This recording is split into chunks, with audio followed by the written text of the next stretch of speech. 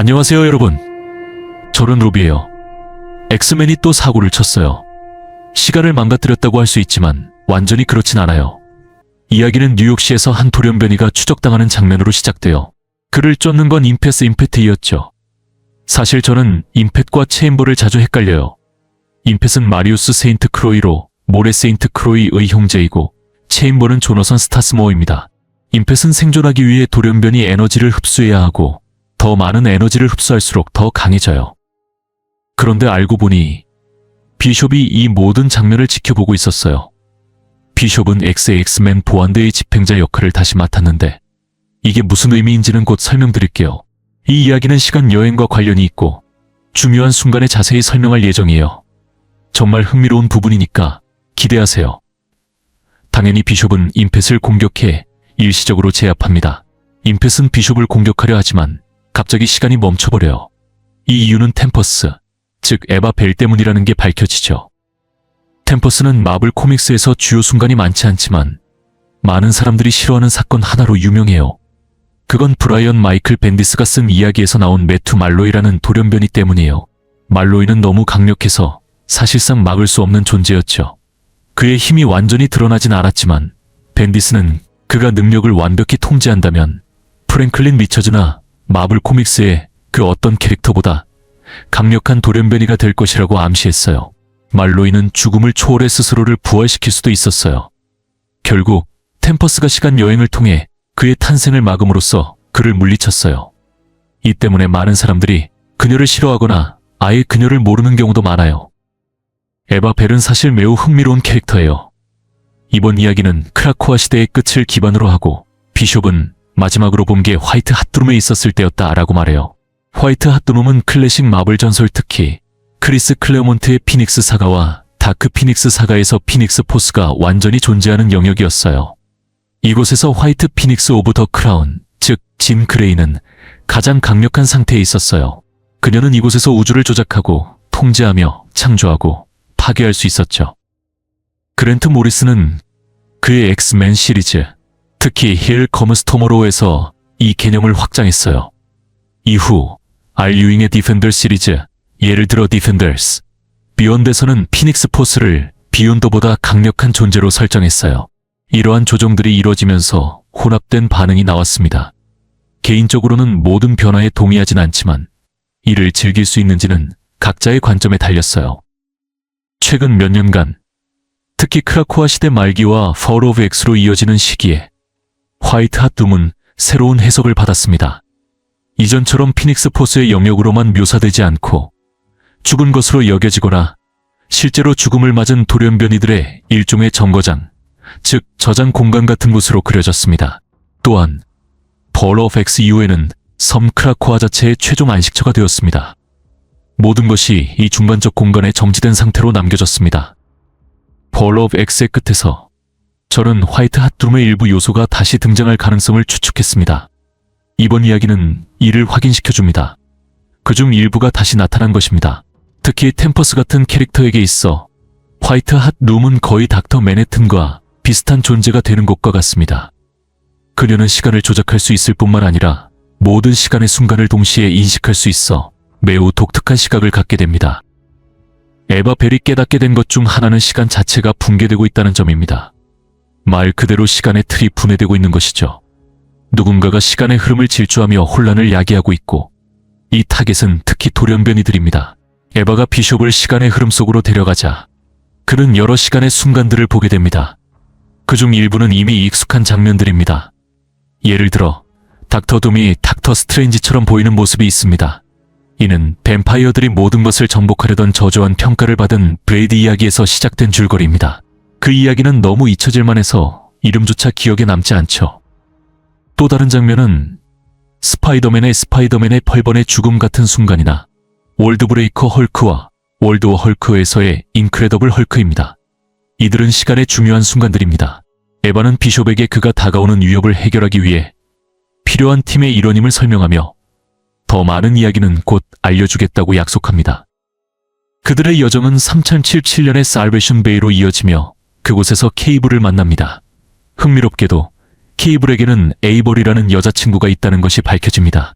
이 관계는 아직 충분히 탐구되지 않았지만 1월에 출시될 예정인 케이블 러브 앤 트로미에서 다뤄질 예정입니다. 시간이 지나면 더 많은 이야기가 드러날 것입니다. 케이블은 연애와는 낯설지 않은 캐릭터로 늘 다양한 관계를 이어온 인물입니다. 한편 에이버리는 비숍과 케이블을 따로 불러 아무도 듣지 못하도록 중요한 정보를 공유합니다. 그 정보는 바로 볼트의 아이들의 귀환입니다. 폴러 오브 엑스에서 볼트의 아이들이 다뤄지는 방식은 특히 그들이 이전에 강력하게 발전해왔던 것을 고려하면 실망스럽게 느껴졌지만 이 스토리라인이 이야기의 전반적인 흐름이 훌륭한 볼트의 아이들 시리즈 중에서도 이번 이야기는 아쉬운 부분으로 남습니다. 이 개념을 처음 접하는 이들을 위해 간단히 설명하자면 볼트의 아이들은 마블의 가장 흥미로운 설정 중 하나입니다. 이들은 지능형 AI 통제를 받는 볼트 내부에 갇혀 실험을 통해 초진화를 경험한 존재들입니다. 볼트 내부의 시간은 외부 세계와 다르게 흘렀는데 정확한 비율은 기억나지 않지만 예를 들어 볼트 안에서의 1000년이 외부 세계의 1년에 해당한다거나 혹은 100년 정도로 상정될 수 있습니다. 이 시간 차이로 인해 볼트 내부의 인물들은 외부 세계에서 짧은 시간 동안 엄청난 진화를 경험하게 됩니다. 예를 들어 어떤 이야기가 일주일 동안 전개된다면 엑스맨이 월요일에 볼트의 아이들과 싸워 그들을 물리쳤다고 가정합시다. 하지만 화요일이 되면 볼트의 아이들은 1000년 동안의 진화로 훨씬 더 강력하고 위험한 존재가 되어 돌아오게 됩니다. 그들의 개념은 DC 코믹스의 둠스데이를 떠올리게 합니다. 볼트의 아이들이 패배할 때마다 AI는 본질적으로 그들을 재창조합니다. 이 과정에서 이전의 약점에는 면역이 생기게 만들어 그들이 다시는 같은 방식으로 쓰러지지 않도록 합니다. 이 점에서 볼트의 아이들은 흥미진진한 이야기를 만들어낼 수 있는 뛰어난 서사적 도구입니다. 폴 오브 엑스의 끝에서 케이블과 비숍이 볼트의 아이들을 물리쳤지만 그들은 다시 볼트로 돌아갔습니다. 마치 만화 같은 장면에서 그들은 비유적으로 주먹을 흔들며 우리를 마지막으로 본 게 아닐 거다 라고 선언했습니다. 이 장면은 다소 우스꽝스럽게 느껴질 수도 있었지만 현재의 이야기는 그들을 새로운 방향으로 다시 그립니다. 그들은 볼트의 아이들의 초기 개념이 케이블과 같은 시간 여행자들에게 취약하다는 점을 깨달았습니다. 비숍과 케이블은 볼트의 아이들에게 독특한 도전을 제시했습니다. 이를 극복하기 위해 볼트의 아이들은 케이블과 비숍처럼 시간을 조작할 수 있을 뿐만 아니라 그들을 파괴할 만큼 강력한 존재를 만들어야 했습니다. 그렇게 탄생한 것이 바로 분화입니다. 분화는 돌연변이들을 바이러스로 간주하고 이를 제거하기 위한 해독제로 설계된 존재입니다. 이야기에 따르면 볼트의 아이들은 케이블과 비숍이 그들을 물리친 지 단 15분 만에 분화를 만들기 시작했습니다. 분화는 시간을 자유롭게 이동할 수 있는 시간 조율자로 그의 초진화된 감각은 돌연변이 역사의 중요한 순간들 중에 결정적 전환점으로 그를 이끌어갑니다. 분화는 이러한 순간들을 소모하며 시간의 흐름에서 완전히 제거합니다. 순간을 소모한다는 개념의 정확한 메커니즘은 추후 명확히 설명될 것으로 보이지만 이는 그가 시간과 공간 자체를 물리적으로 찢어낸다는 의미는 아닙니다. 대신 역사 속 특정 순간들에서 발생한 사건들에 관한 것입니다. 에바 벨에 따르면 볼트의 아이들, 특히 분화의 행동은 이미 그들의 통제를 넘어섰습니다. 시간은 스스로를 복구하려 애쓰고 있지만 분화의 간섭은 심각한 혼란을 초래했습니다. 시간의 흐름에 연결된 사람들은 그것이 붕괴되고 있음을 느낄 수 있습니다. 다행히도 분화의 노력만으로는 충분하지 않습니다. 그가 성공하려면 돌연변이의 역사를 지탱하는 중요한 순간들을 충분히 소모해 임계점을 넘어서야 합니다. 그렇게 되면 시간의 흐름은 돌연변이들의 존재를 보정할 수 없게 됩니다. 마블 코믹스에서 시간 자체는 매혹적인 개념으로 다뤄집니다. 오랜 세월 동안 시간 여행은 이야기에 맞춰 자유롭게 사용되는 서사 도구로 기능했습니다. 예를 들어 케이블은 종종 엑스맨에게 잠재적 재난을 경고하기 위해 시간을 넘나드는 걷고 말하는 리콘 기계 역할을 했습니다. 그는 재앙을 맞고 사태를 해결한 뒤 자신의 시간대로 돌아가곤 했습니다. 그러나 이 접근 방식은 브라이언 마이클 벤디스가 쓴 에이지 오브 얼트론에서 바뀌었습니다. 이 이야기에서 시간은 스스로를 복구하려는 살아있는 존재로 제정이 되었습니다. 수십 년간 다양한 캐릭터들이 벌인 시간 여행 소동은 시간을 한계까지 몰아붙였습니다. 이 이야기의 핵심 순간 중 하나는 울버린이 반복적으로 시간을 오가며 시간의 흐름이 얼마나 취약해졌는지를 부각시킨 장면이었습니다. 울버린은 반복적인 시간 점프로 인해 시간을 심각하게 손상시켰고, 그 결과 메인 마블 유니버스의 갤럭투스가 9올드 얼티밋 유니버스로 본질적으로 이동했습니다. 이로 인해 마일스 모랄레스가 갤럭투스를 만나는 등 흥미로운 상호작용이 이루어졌습니다. 이러한 사건들은 시각적으로는 매우 인상적이었지만 시간은 파괴되고 붕괴된 상태로 남았습니다. 결국 이 이야기가 아벤져스와 뉴 아벤져스에 연계되면서 멀티버스 자체가 붕괴되어 모든 것이 종말로 향하게 되면서 시간을 복구할 여지가 많지 않았습니다. 시간을 살아 숨쉬는 유기체로 묘사하는 개념은 이 이야기의 핵심입니다. 그래서 현대의 이야기에서 템퍼스 같은 캐릭터가 종종 시간이 스스로를 치유하려 한다고 언급하는 이유이기도 합니다. 이번 경우 템퍼스는 케이블과 비숍에게 장치를 제공합니다. 이 장치는 분할을 직접 추적할 수는 없지만 시간이 왜곡되는 중요한 순간들을 감지할 수 있습니다. 이 장치는 분화의 행동으로 시간이 불안정해지는 장소를 탐지하고 그들이 해당 순간으로 순간이동할 수 있도록 경고합니다. 이는 분화의 간섭을 감지하고 이에 반응하는 간접적인 추적 방식이라 할 수 있습니다. 케이블은 자신의 팔에 있는 기술과 장치 간의 유사성을 알아차리고 템퍼스에게 그들이 예전에 비슷한 임무를 수행한 적이 있는지 묻습니다. 그러나 템퍼스는 대답하지 않습니다. 결국 그 질문은 중요하지 않습니다. 설령 대답이 그렇다고 해도 케이블과 비숍이 임무를 완수하려는 결의에 영향을 미치지 않기 때문입니다. 두 사람은 뉴욕 웨스트체스터로 순간이동해 진 그레이가 다크 피닉스가 되었던 시점에 도착합니다. 그 즉시 상황이 이상하다는 것을 깨닫습니다.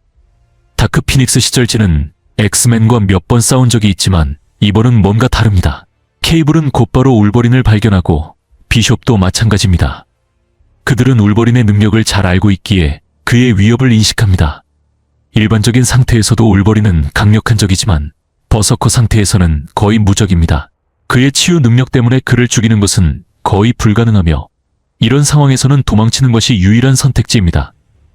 상황은 더욱 이상해집니다. 비숍은 이 엑스맨 팀의 구성원이 다르다는 것을 지적합니다.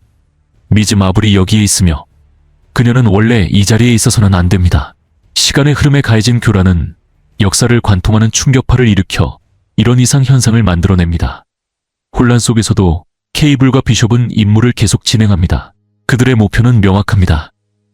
분할을 찾아내고 시간이 돌이킬 수 없을 정도로 손상되기 전에 그를 저지해야 합니다. 분화가 모습을 드러내는 순간 그는 곧바로 진 그레이를 소모합니다. 이런 장면은 마블이 피닉스의 힘을 다소 대충 다루는 경우 중 하나입니다.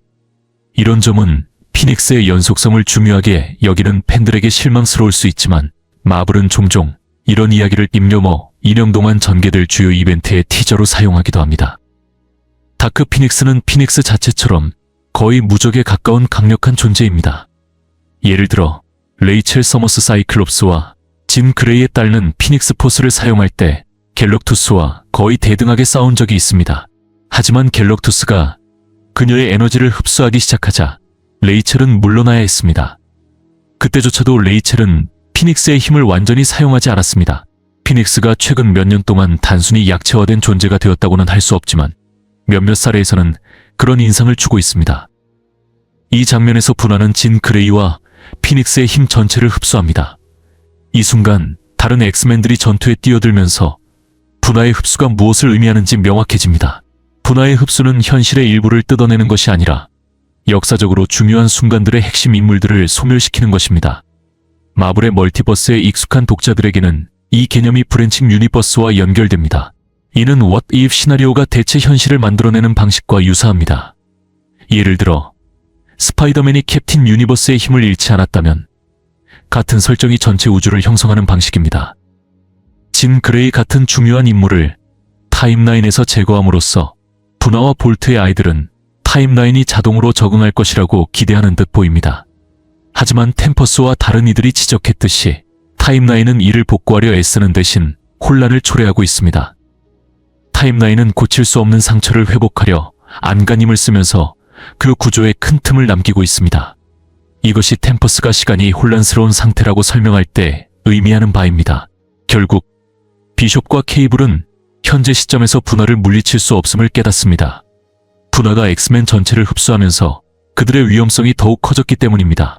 이를 인식한 비숍은 바디 슬라이드를 활성화해 자신과 케이블을 안전한 곳으로 순간이동시킵니다. 그들이 도착한 곳은 워싱턴 DC로 멀지 않은 미래의 시점입니다. 도착 후 정확한 시기를 알 수는 없지만 그들을 맞이한 것은 워락 드론이었습니다. 워락은 1980년대 후반과 1990년대 초반 마블 코믹스에서 활약했던 팔랑크스 소속 캐릭터입니다. 당시 워락은 제국을 떠나 독립적으로 활동하며 선한 캐릭터로 묘사되었습니다. 그러나 이 미래에서는 워락 드론들이 완전히 통제권을 장악한 것으로 보입니다. 이 혼란 속에서 케이블과 비숍은 트리스타 마샬, 일명 브론즈라는 젊은 여성을 만납니다. 케이블과 비숍은 그녀를 알아보지 못하며 독자들조차도 그녀에 대한 정보가 거의 없습니다. 이는 그녀가 최근 엑셉셔널 엑스맨에서 처음 소개된 캐릭터이기 때문입니다. 알려진 바에 따르면 브론즈는 자신의 피부를 아담한티움에 가까운 강도의 내구성 높은 금속으로 변환할 수 있는 능력을 가지고 있습니다. 이 점에서 그녀는 콜로서스와 비슷하지만 그녀의 금속 합금은 그녀만의 고유한 특성입니다. 브론즈는 자신이 키티 프라이드의 친구임을 밝히며 키티가 케이블과 비숍이 아포칼립스와 끊임없이 싸웠던 이야기를 들려준 적이 있다고 말합니다. 그녀는 아포칼립스의 후계자가 결국 모든 것을 장악하고 미래를 근본적으로 바꾸어 버렸다고 설명하며 이 암울한 현실로 이어진 사건들의 타임라인을 보여줍니다. 이는 마블이 미래 스토리라인을 암시하는 방식입니다.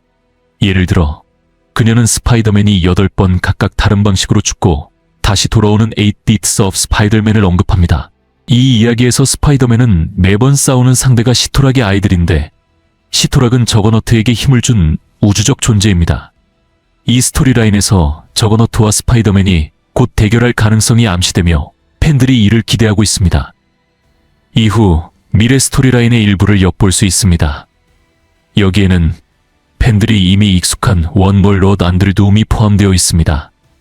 또한 라이스 업 더 뉴 챔피언, 사티어 에이틀너 스톰, 그리고 더 퍼스트 매터 오투 웨이츠 위튼, 미터 아스테이즈 같은 이야기들도 언급됩니다. 이 마지막 제목은 피닉스의 알포릭스 XA 이나 아직 발견되지 않았거나 부화하지 않은 다른 알과 관련이 있을 가능성이 있으며 이는 크라코와 카코아의 사건들과 연결될 수 있습니다. 그러나 이에 대한 세부 정보는 아직 불분명합니다. 또 다른 암시된 스토리라인인 시레인저 업 에스갈든 닥터 스트레인지가 아스가르드의 힘을 사용할 수 있게 되는 이야기를 예고합니다.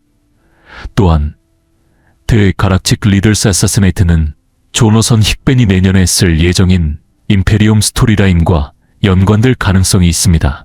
킴맨은 최근 마블에서 매우 창의적인 스토리들을 만들어내고 있어 이 프로젝트에 대한 기대감이 큽니다. 추가적으로 언급된 스토리에는 The Time of Strife와 돌맘모스 인베시나이드의 of Earth입니다. 특히 스트라이프가 돌아오기를 기대하며 그는 항상 흥미로운 캐릭터였습니다. 또 하나의 언급된 스토리는 미즈 마블과 관련된 이야기인데 이에 대한 정보는 아직 많지 않습니다. 그리고 얼티메트 인커션이 암시되었지만 그 의미는 불확실합니다. 마블이 다시 인커션스를 부활시킬 가능성은 낮아 보이지만 아벤져스 프이스, 엑스맨의 리런칭과 연관이 있을 가능성도 있습니다. 새로운 에벤져스 프3, 엑스맨의 첫 번째 이슈는 이미 혼합된 반응을 얻었지만 원작 역시 강렬하게 시작하지 않았다는 점에서 시간이 지나며 기대 이상의 스토리가 전개될 수도 있습니다. 또 다른 티저에는 디맨 with the Hammer와 The Ghost Fist Works가 포함되어 있습니다. 이러한 제목들은 흥미롭게 들리지만 모든 스토리가 대규모 크로스오버 이벤트는 아닙니다. 일부는 특정 캐릭터에 초점을 맞춘 독립적인 이야기입니다. 예를 들어 스트레인지 오브 에스갈드는 닥터 스트레인지 코믹 시리즈의 일부로 전개될 예정입니다. 가장 주목할 만한 발표는 XVX 엑스맨 부세 엑스맨으로 내년 말에 중요한 이벤트로 암시되고 있습니다. 이 스토리라인이 어떻게 전개되고 마블의 전체 서사에 어떻게 녹아들지 기대됩니다.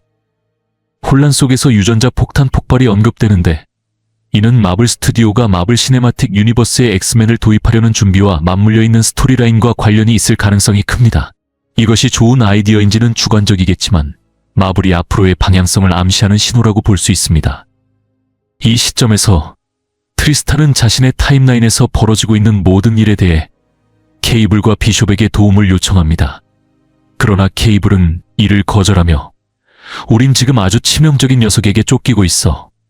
네 운은 안타깝지만 어쩔 수 없군 잘 있어라 라는 말과 함께 순간이동으로 떠납니다. 트리스타를 남겨둔 채 떠난 그를 두고 비숍은 분노하며 넌 저 소녀를 그냥 운명에 맡겼어 라고 비난합니다. 그러나 케이블은 실용적으로 우리에겐 더 큰 문제가 있어. 이게 현실이야 라며 대꾸합니다. 도망치면서 케이블은 계획을 세웁니다. 분하가 그들을 시간의 흐름 속에서 쫓고 있다는 사실과 시간 조작 능력을 자신들에게 유리하게 사용할 수 있다는 점을 인지한 케이블은 이를 활용하기로 결심합니다.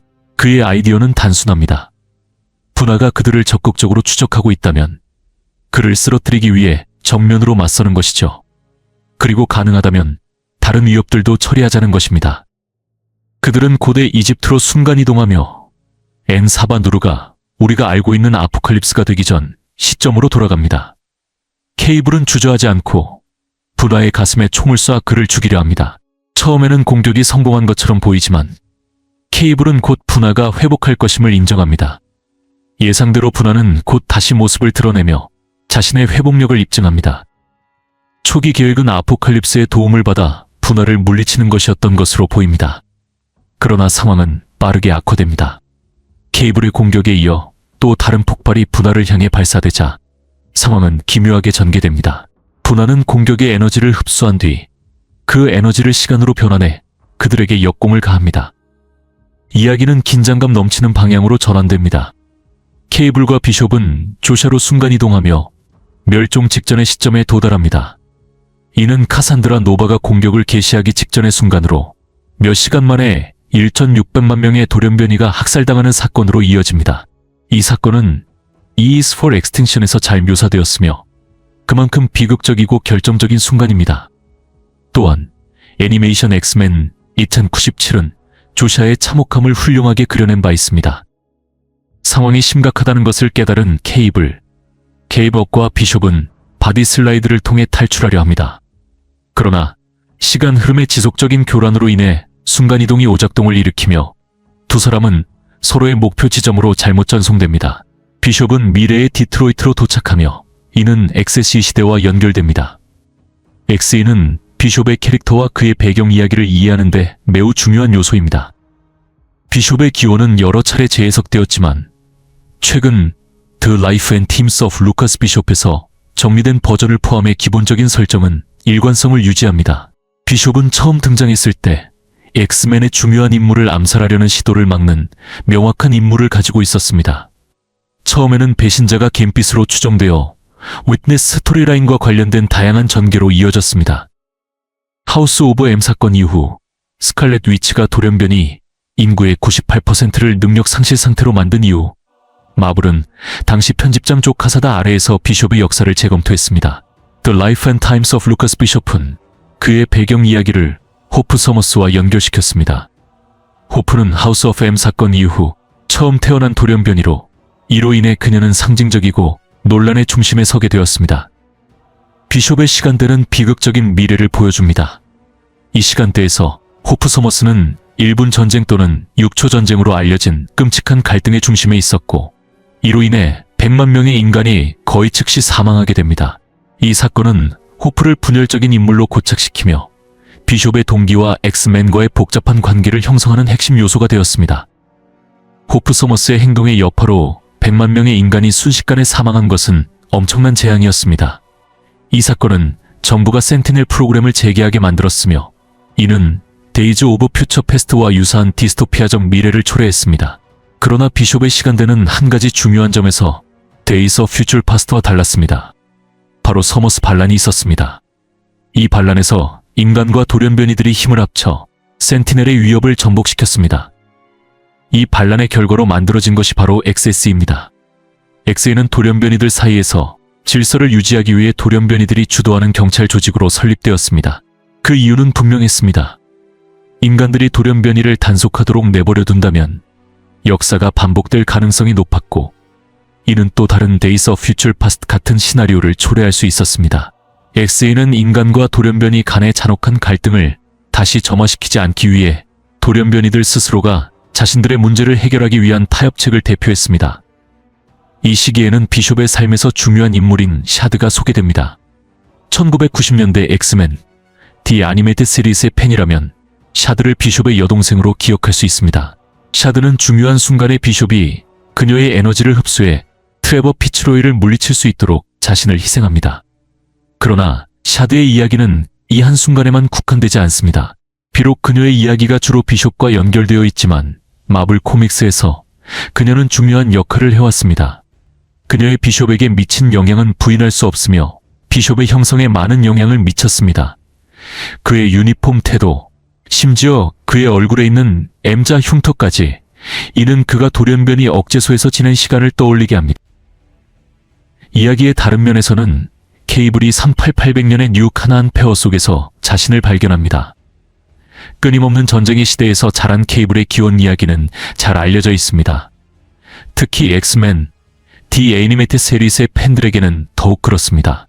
코믹스에서 케이블은 비숍에 의해 미래로 끌려간 것이 아니라 테크노 오르가닉 바이러스에 감염된 후 미래로 보내졌습니다.